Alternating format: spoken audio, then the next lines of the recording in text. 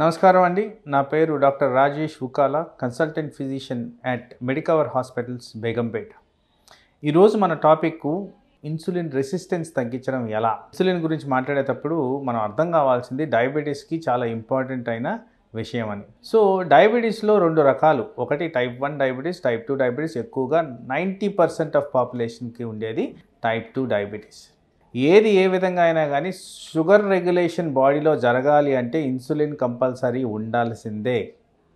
ఇంకొక క్లారిటీ కోసం చెప్తున్నానండి, ఇప్పుడు వాడుతున్న medicines most of it insulin మీద పనిచేసే షుగర్ని తగ్గిస్తాయి. సో మనము ఇన్సులిన్ రెసిస్టెన్స్ తగ్గించుకోవడం ఎలా అనే దాని గురించి ఈరోజు డిస్కస్ చేసుకుందాం.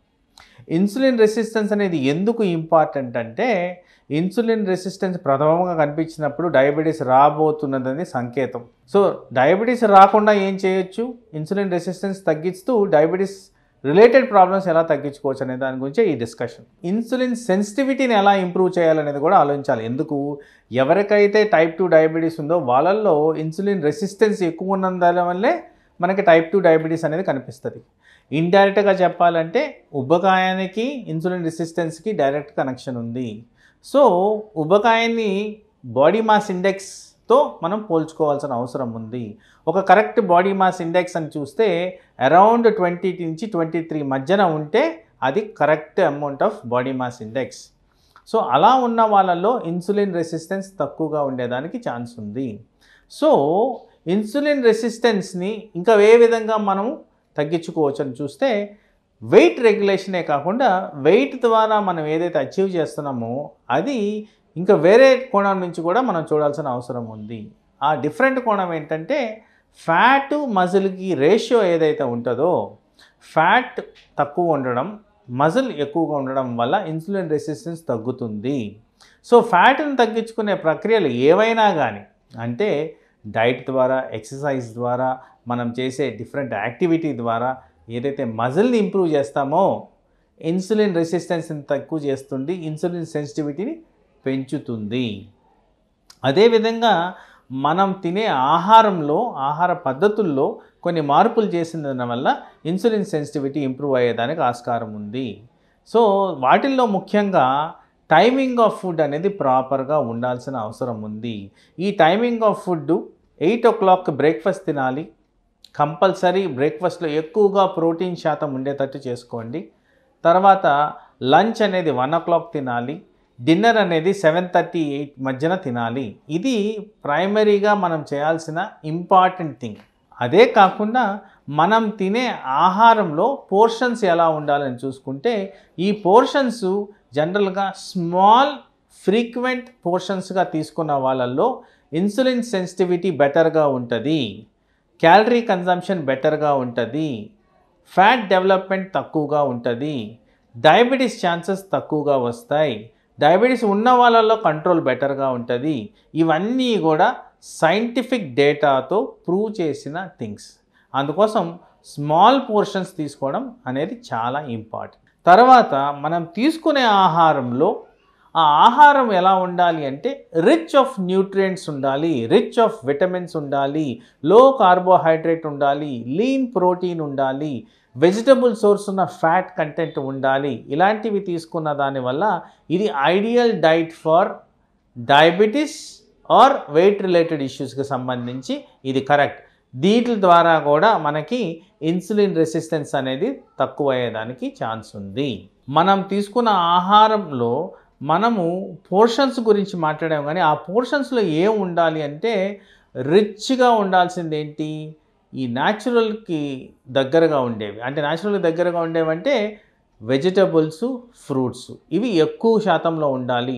ఒక ప్లేట్లో మనము ఫుడ్ తీసుకున్నప్పుడు 2/3 ఆఫ్ ఐటమ్స్ వీటికి సంబంధించి ఉండాలి, మిగతా 1/3గా ఉండాలి.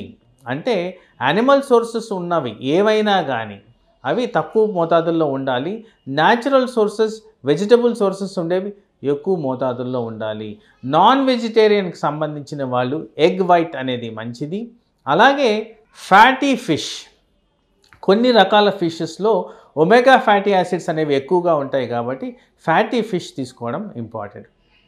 మటను, చికెన్ అనేవి కాస్త తక్కువ మోతాదుల్లో తింటేనే మంచిది. సో ఇలాంటివి మనం గమనించుకొని మన డే ఆహారంలో ఇలాంటి ప్రపోర్షన్స్ తీసుకోవాల్సిన అవసరం ఉంది.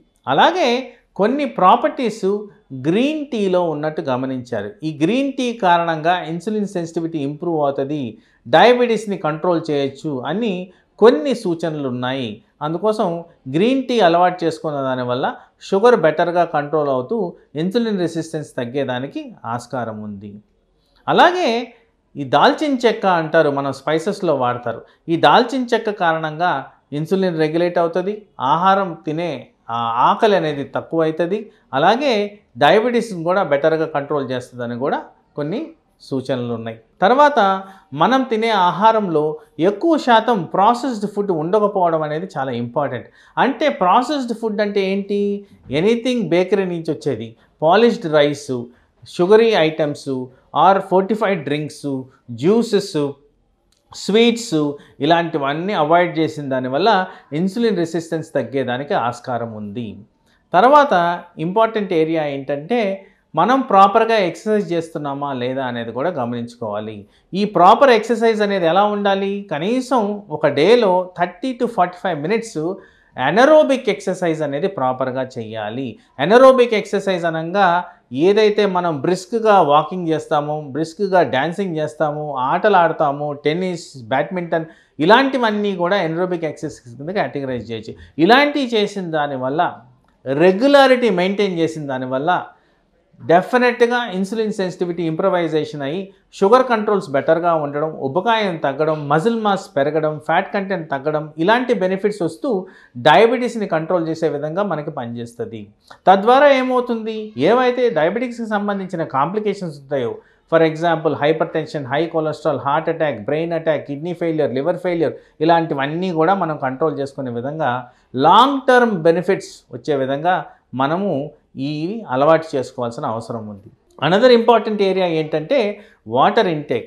ప్రాపర్ వాటర్ ఇంటేక్ ఉన్నప్పుడు బాడీలో జరగాల్సిన జీవక్రియలు ప్రాపర్గా జరిగి వాటి కారణంగా హార్మోనల్ బ్యాలెన్స్ ప్రాపర్గా మెయింటైన్ అవుతూ తద్వారా ఈ ఇన్సులిన్ రెసిస్టెన్స్ తగ్గుతూ ఇన్సులిన్ సెన్సిటివిటీ ఇంప్రూవ్ అయ్యి డయాబెటీస్ రాకుండా కాపాడుకోవచ్చు.